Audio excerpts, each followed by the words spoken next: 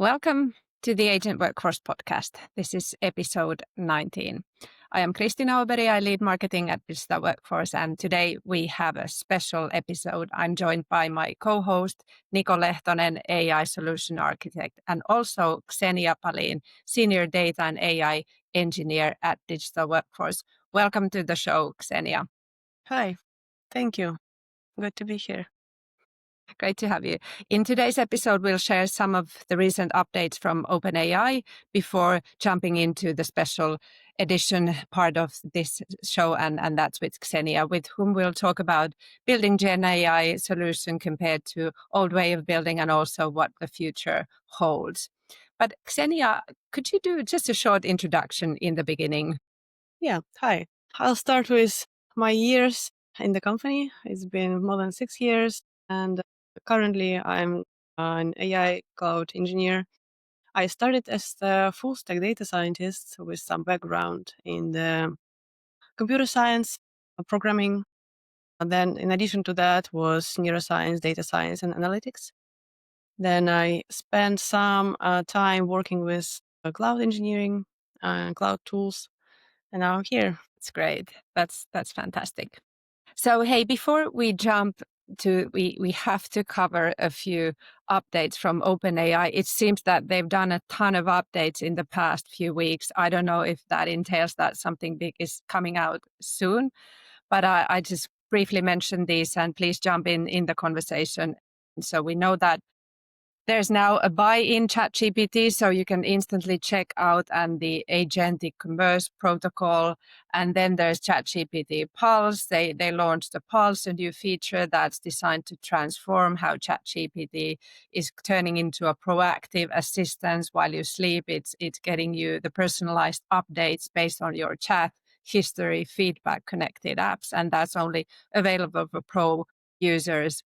And then Sora 2 was launched just some time ago, and that's also not available here in Europe yet, but sets entirely new level for the video production part, and also what comes to OpenAI entering more into the social media space. But a few points that I want to discuss with you, Niko and Kseniia. Let's start with the usage and economic impact, because last time in this podcast, we were discussing the usage, ChatGPT usage that they announced in personal accounts and how people were using, but they have now come up with a report that's outlining the usage and adoption patterns at work. And there are some interesting points in this report, such as that 28% of all US workers use ChatGPT for their jobs, and usage correlates strongly with education level. 45% of workers with graduate degrees use it. And the IT industry, not surprisingly, of course, is the heaviest user, 27% of business weekly active users. And other major adopters include professional services, manufacturing, finance. And initial usage in the work context is dominated by 4 tasks: writing, research, programming, and analysis. And they are predicting that AI will embed itself in almost every workflow, leading employees to spend less time performing tasks, more supervising and shaping AI outputs. And there were some interesting data points, other data points here as well. Let me pick up something here which caught my attention. So ChatGPT usage broad and deep, and the number of people using ChatGPT is increasing, but so is the number of inquiries per user. And certain power user segments of ChatGPT Pro subscribers send upwards of 200 messages to ChatGPT per day. And usage has evolved from simple Q&A to coding, data analysis, and a range of agentic workflows. Your comments, Niko, Kseniia, in work context? Yeah, I mean, I guess my first question is about the people in this survey. So is this about people who use ChatGPT, so like also shadow AI, or is it companies that have like enterprise accounts for their employees? Is it stated here somewhere? Well, let's pick that up, how they start this.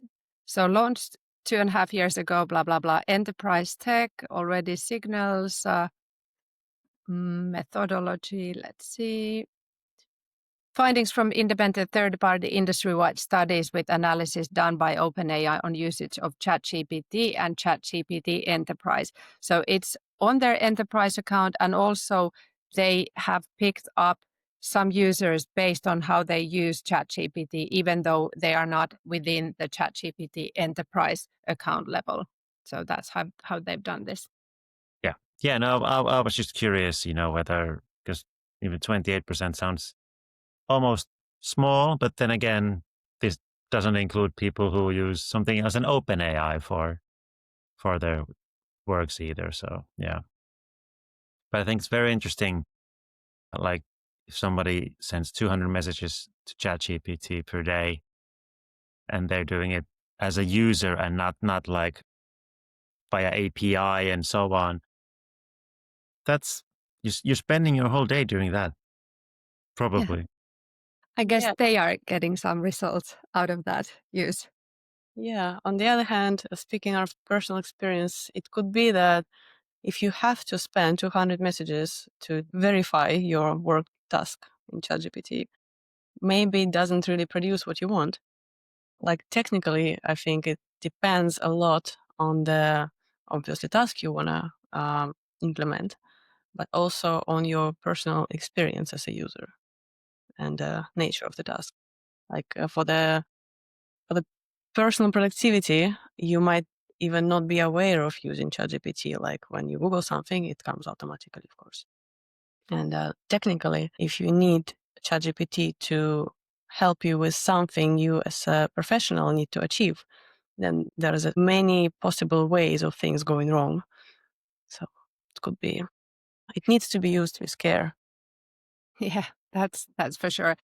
But at least if I reflect my use of ChatGPT and similar tools, I have multiple different tasks and conversations on a daily basis. So it's not within the same conversation or task that I'm inserting tens or hundreds of messages, but on the contrary, I have many different. It's oftentimes easier to start new than return to the old one.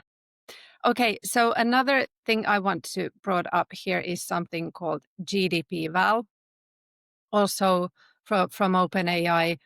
And GDPVal is new evaluation framework to measure AI's real-world economic impact. So they move beyond abstract logic or academic tests. We all know like humanities last exam and these type of benchmarks. And this is a new way of measuring the performance of their models and other models against real-world tasks. And in this particular valuation, they have checked 44 occupations selected from the top 9 industries contributing to the US gross domestic product. So they are really trying to pick up professions that have an impact in the GDP in the US.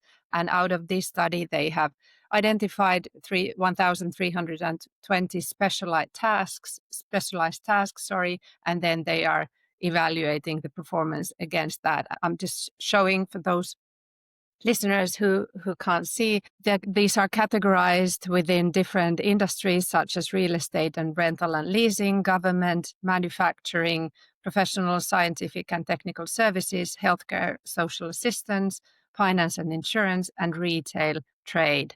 And if we pick, for instance, professional, scientific and technical services industry, and from that we can take the occupations of software developers, lawyers, accountants and auditors, computer information systems managers, and project management specialists.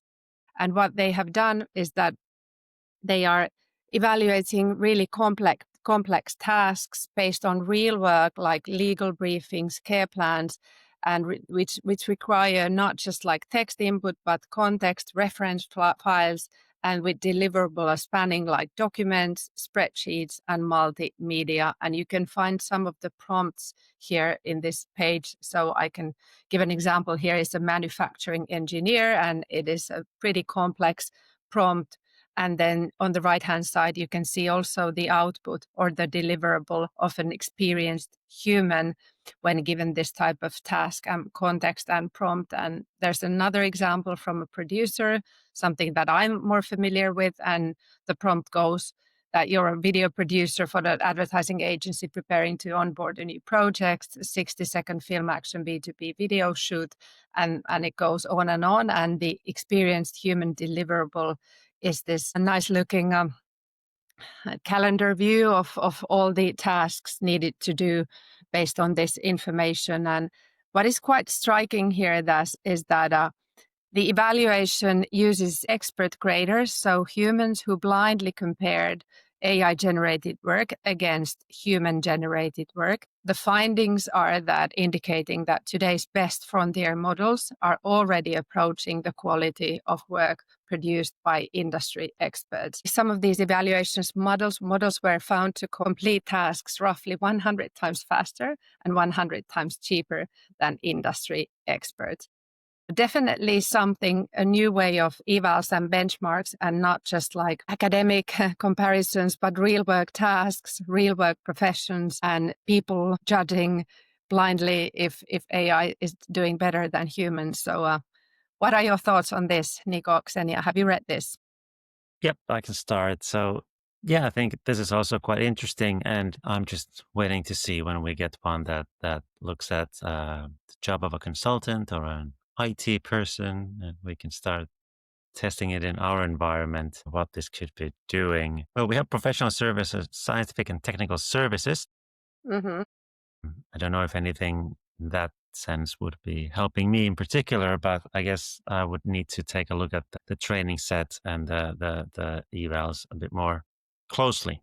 But yeah, I think it mentioned in the document that this is just a one-shot approach. So this is not a learning system. It's just they're being given tasks, certain types of tasks that doesn't rely on picking up new information and so on. So, but yeah, like if let's put it this way, for the industry experts who are doing these kinds of things, is going to make their time spent look a very different. So I think that's at least something. It would be nice to see something like we had industry experts use these to assist them in their work and how much time did they save and so on. I think that's going to be probably the next step if you want to take this further. But makes it definitely closer to real world and real world tasks and real world. So we can start measuring the impact and see how this will affect jobs maybe going forward. Okay, maybe final pick from OpenAI. So there's a live stream expected today. And Niko, do you want to comment something on Rumours? What will be out perhaps today? Yeah, so apparently later on today, OpenAI are going to announce their agent builder. I wonder what the availability will be. It's going to be US only like many of their products, or would this be a bit more broadly available?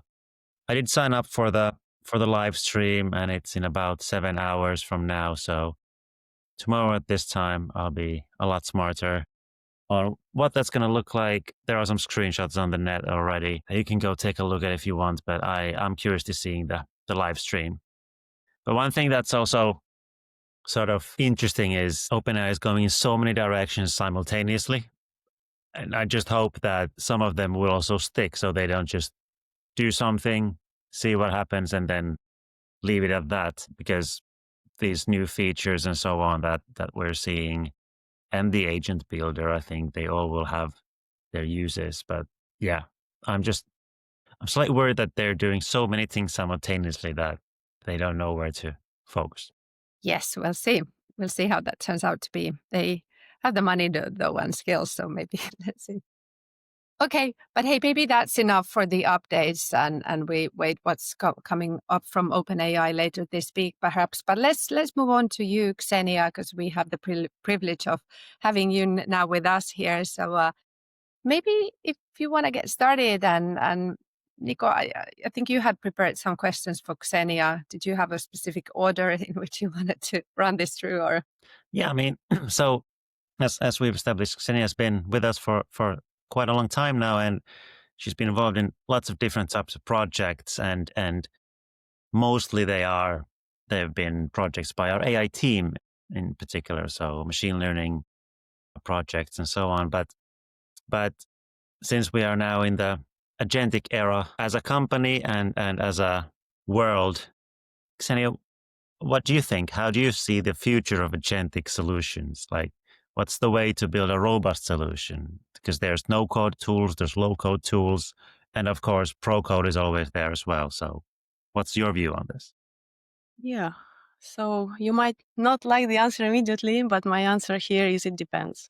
And it really depends. And if you're thinking of the from the perspective of the company or the service company, you need to understand at first what kind of service levels are requested by the customer and what kind of focus the company is having. You mentioned there are so many now low code, pro code tools, no code tools as well, even for agentic. And so many vendors of the traditional end-to-end processes, or let's say providers, third-party providers or cloud providers, who used to specialize, for example, on platform and infrastructure or on specific services, they pick it up as well. So there are different levels of services which you can utilize to build something agentic. And in that sense, I'd say if you'd previously tackle the whole process just with the specific tool for that process, and if now that tool has an extra agentic edition, and you might need that agentic feature for your process, then I'd say in this case, it's really better to stick with the tool because most likely the complexity of the agentic process is not yet that high to not allow it to be used from within the tool. And that would be an easier way to maintain this kind of solution. But then on the other hand, there are so many tasks which originate from ideas and POCs and from kind of investigating of what's possible with the agentic approach. And in that sense, typically it's handled by the developers. It's handled by people to whom the code comes first. And they are more free in a sense of which tool they can use. They can abstract their work from kind of big, let's say, platform vendors. They can freely choose the vendors of LLM, for example. They can use LLMs directly from OpenAI. They can use it through Microsoft. They can use it for example, AWS, for Google. And in that sense, they can be way more flexible in integrating different bits and pieces together, using it through the code. Then they need to think about how they're going to deliver that in case the POC would grow into a bigger solution, let's say if they work for the company. And with this comes a bit more complexity. So if, for example, the company they would do that for is, let's say, more software development oriented, in this sense, most likely there are already many processes to support that software development process and the life cycle. And in that sense, I think adding agentic features to it is relatively easy. It does indeed add a lot of complexity when it comes to the proper testing and evaluating, but technically, it's not that big of a step for the software development company to become an agentic provider.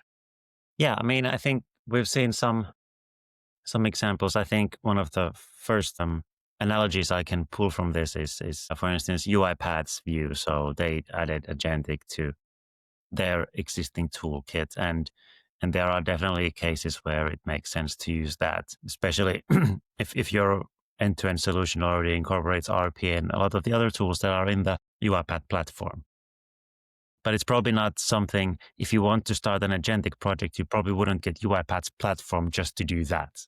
It would be a very different approach you might take there. Okay, so you mentioned there's a lot of complexity that comes with this. Sorry, Kristiina, go on. Yeah, I was just about to add the comment maybe on that in particular with large enterprises, it is a process to get a new technology proved in. So if it is a viable option to use an add-on or part of the technology that is already in use, and if that suits the use case, it's definitely one good option, but just from purchasing perspective. Also, from the perspective of the personal upskilling, it's much easier option to let people learn a new, let's say, to some people, it's a new paradigm and a new way of thinking when we speak agentic.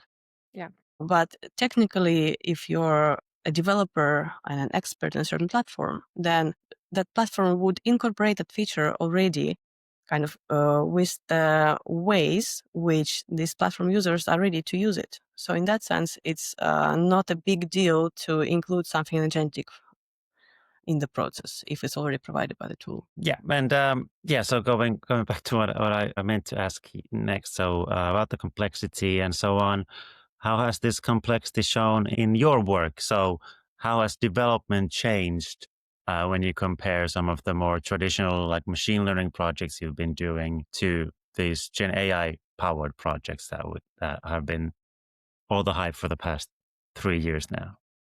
Yeah.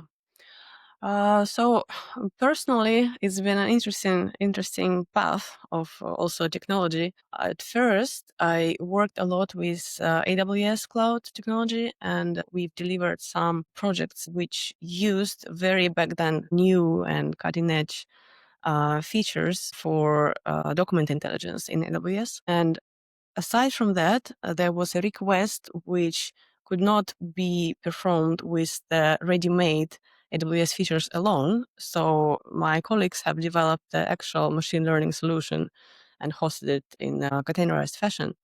And it needed to be also included in that kind of technological pipeline.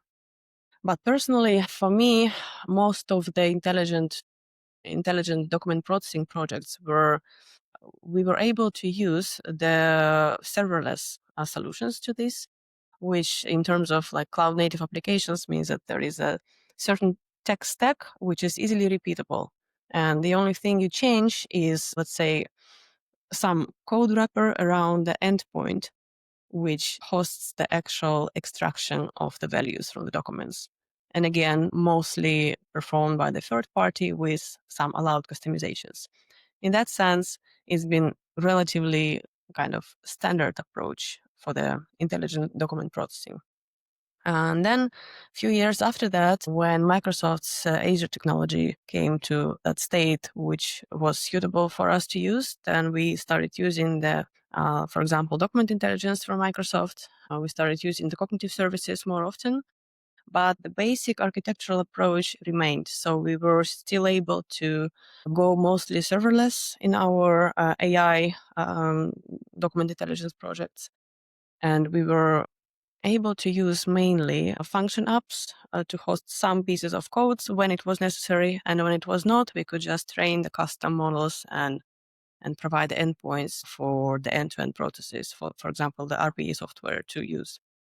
And in that sense, it was relatively easy, a straightforward solution. Now with Agentic, I think in some parts of very kind of small scale projects when, for example, no multi-agent capabilities are required, it should still work, the same approach. But in general, I think most agentic workloads would require some kind of multi-agent orchestration on some level. And in that sense, it would make a lot more sense to host such solutions in the containerized fashion as a microservices. Also, because there are so many extra tools and features which required by the nature of the agentic workload. Because, for example, in the traditional software or in the work when you have only a couple of things to look out for with the like traditional AI. I call it traditional because it's like not it's an opposite to agentic. So traditional AI, there is not that many things to look out for because you have the endpoint, you have some kind of accuracy measure. You can, for example, just verify before production that your endpoint and your model do well, and then you refine it when necessary. With agentic, there are a lot more things to look out for. Like we mentioned in the beginning, there are hallucinations, and there is the need for the proper governance on the agentic workload. And then there is not that much of trust yet into the agentic solutions. That's why often you need, for example, human in the loop. And to include all these different capacities and capabilities, you need to have more than just a workload with a couple of endpoints, but you need rather some kind of microservice solution where you can kind of plug in different ways of understanding what's happening with the process. So in that sense, it's even though naturally it's kind of technically not that more complex, in practice it's more complicated because it carries a lot more requirements to the actual solution you can trust in the future. Yeah, and I think there was this one example of what kind of complexity those solutions bring. So Salesforce last week, they had their news out that there's been some security breaches in their Agentic product because the customer's database, not our customer, but Salesforce's customer, the Salesforce customer's database had invoices that had malicious content in them. So when the agent was reading the invoice, it got new instructions from the invoice data itself. And Salesforce answered to this saying that it's up to the customer to make sure that they don't use Salesforce agents with, dirty data. And I think this is going to be very interesting going forward to see on who does the responsibility lie. Salesforce is saying that it's the customer's problem, but the customer probably expecting Salesforce to deliver a solution that's data secure and cyber secure. So, we'll see how that continues. I think because this is something that we, of course, always have to consider when we build our solutions, the cybersecurity and the trustworthiness of the solution. So if everybody took the Salesforce approach, then what would customers need to have set up in their own system for that to work reliably? Don't know. I don't have an answer for that, but we'll see how this progresses. So I think you already mentioned this a bit, but I wanted to ask this. Have you had to learn like new working methods or approaches? So how do the GenAI tools and agentic solution tools differ from that? Have you had to like change your way of thinking? Yes, definitely. And I'm still in the process of learning. I think in at least two ways I had to change my way of thinking. Because first of all is an agentic development itself, because it's a new paradigm. It's a technology which sort of which makes developers think differently in the way they use the agent. So in that sense, I had to learn a lot. I had to spend a lot of time contemplating my life over it. But anyway, it's settled, and in that sense, it's much easier now to work with agent because it's more streamlinable, I'd say, as a developer. But then from the perspective of someone who's been involved in more or less the whole cycle of implementing a document intelligence solution, from, let's say, some customer calls to training the model to making the POC in the third-party provider, in the cloud provider environment, to the writing actual DevOps process and the infrastructure as a code to support this piece of technology, to host this, let's say, mini AI workload. Now it's different. It's different in a way that it's not a one-person job anymore, and it's very difficult for the one person to hold so many kind of different pieces together. Not from the skill perspective, but from the perspective of, for example, time and collaboration it takes between different teams of an organization. Because actually, as you mentioned previously in the Salesforce, it's a subject of responsibility to define who is responsible for what, who has to sort of take an ownership of a certain thing. And I think when the organization needs to deliver an actual agentic process, which would be serving a customer, it's a bit more difficult, I think, to sort of I mean, it's impossible to keep that within the small silo of the team. For example, like an AI team we had previously, it was a small team who took care of the whole process of the AI project. But now there is more diversity of skills which needs to be in place in order to ensure that this governance, that the platform orchestration, the agentic orchestration, the full life cycle of the actual workload in technical terms is in place. Like never mentioning security even, or like, for example, how do you enable developers who only want to focus on actual logic and application code to be able to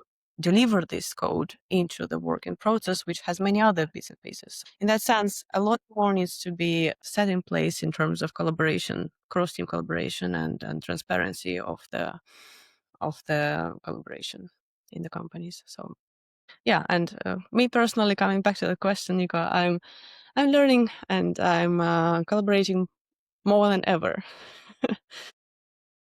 Not just with ChatGPT. Very little with ChatGPT, to be honest. Mostly with people, and that's amazing. Yeah. This actually does remind me a bit of back in the RPA days. I was chatting with this one person, and he was talking about how recruitment in the UK has been going, and he said that a lot of organizations who wanted to get on the RPA train, who had like some company do a POC or a pilot for them, and then they wanted to start scaling up their program, get something actually done. So they started looking into who could they hire to, work this out. And they were looking at, they hired someone who had like 5 years of RPA development experience and expected that person to look after the whole RPA program and do everything around that. Whereas that person's skill set has only been around developing a solution, at which point probably all the definition work has been done by someone else, the project management has been done by someone else, the platform setup has been done by someone else, the maintenance is done by someone else. So companies got their fingers burned by hiring a person and expecting them to be able to do so much more than they ever asked them to do in the job description. And we're probably going to see the same with agentic stuff and Gen AI stuff, because people don't have, or organizations don't have the 360 view into all the things that are actually needed outside of just, delivering a solution or building something on custom Copilot Studio or Microsoft's Azure AI Foundry or UiPath's agent portal. So I guess that brings us to the last question I have here. So in your view, how should companies prepare for this? How do they, for instance, if they're not looking to recruit people, how do they enable people across the different teams and who have a very different technical skills as well? How do they enable those people to be able to deliver agentic AI solutions? And I think that also goes for the platform and for the maintenance and the whole life cycle. Yeah, this is the pressing question of latest technology.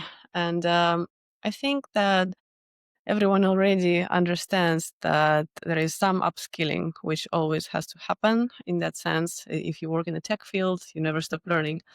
And in that same sense, just to come back to from what we started, is tools getting updates, and many tools which people use nowadays has gotten somewhat agentic and are providing some artificial AI features.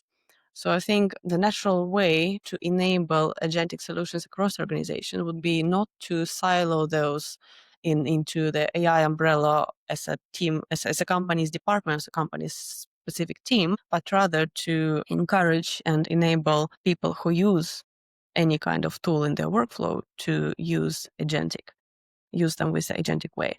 But then what does it mean in practice? It's not just go to ChatGPT, ask ChatGPT to do something. It's learn the right way of using responsibly AI tool within your existing toolbox, if you have one. And that would enable people to be citizen developers more than they would have been otherwise. And in that sense, there can be just more agentic features or more AI features in general implemented without needing to kind of bottleneck it into some process of a specific team who works with that. But that's about the technical part, like a platform or tool specific part. Then, of course, organization itself needs to have guardrails, needs to have a roadmap for the agentic process, because even when, or especially when we, I think, would let just people or ask people to upskill and use tools, they still need to have some shared understanding of what's good, what's not so good, what are the best practices. And because for many, the agentic concept will be new, it's good to have some support in that sense. So I think the organization need to invest in teaching personnel how to use that, what to look for. And then for the people who are not, for example, that familiar with AI in general, it might be not natural thing to think about, let's say, to not expect 100% correctness from the AI. And these are kind of small things, but these are very important in order to increase that adoption and understanding of the technology so that they can actually use the tools. On this, I have to share this case from this morning, which is from Australia, and it's Deloitte who had done a report to the Australian government, and it's sort of AI work slop meets real world, and Deloitte is refunding part of the commitment to Australian government because they had some missing or bad citations, and apparently human review was missed at least in some points in delivering this report, and it's now being corrected and backed on, and Deloitte say it has revised the document and the findings still stand, but yeah, something to keep in mind in the process, human in the loop and the review points, and trusting the output and making sure who has the responsibility in the end. Yeah, I mean, they probably invoiced 20,000 for the creation of this document and spent 10 minutes on it with ChatGPT or something of the sort. Yeah, it's 440,000 Australian dollars. I don't know So the that's currency. a lot So, more than yes, it's like yes, 300,000 euros. yeah. It was something that hit the news cycle this morning, that they are partly refunding in, and yeah, some people had noticed hallucinations in the citations earlier, and then now it has been corrected and the new report is on, and there's now also a reference to the use of ChatGPT in this case. Yeah, it brings to my mind that that thing that LLMs, they're good at generating. ChatGPT is generating, but after all, there is, at least now, often a human at the end who has to consume that generated content. And there is an explosion of the generated content, which kind of needs to either be summarized by the LLM for the human to be digestible, or needs some kind of superhuman with a 24/7 multiplied to read and go through it. And there is sort of a bottleneck in form of the human brain after all, because we only have so much of the focus, we only have so much of the cognitive capacity, and it may easily overload a person who is kind of making decisions. So it's, yeah, I guess that was the case. That's why people use AI to summarize these long documents. So we have Yeah. AI drafting documents and another AI summarizing them. So nobody actually even, well, I say nobody, I'm exaggerating, but a lot of people might not even look at the original content in this case. So I'm glad that someone had noticed that the citations were not like they should have been and so on. I can imagine that someone somewhere, probably at Deloitte, would have just used AI to summarize it and check it.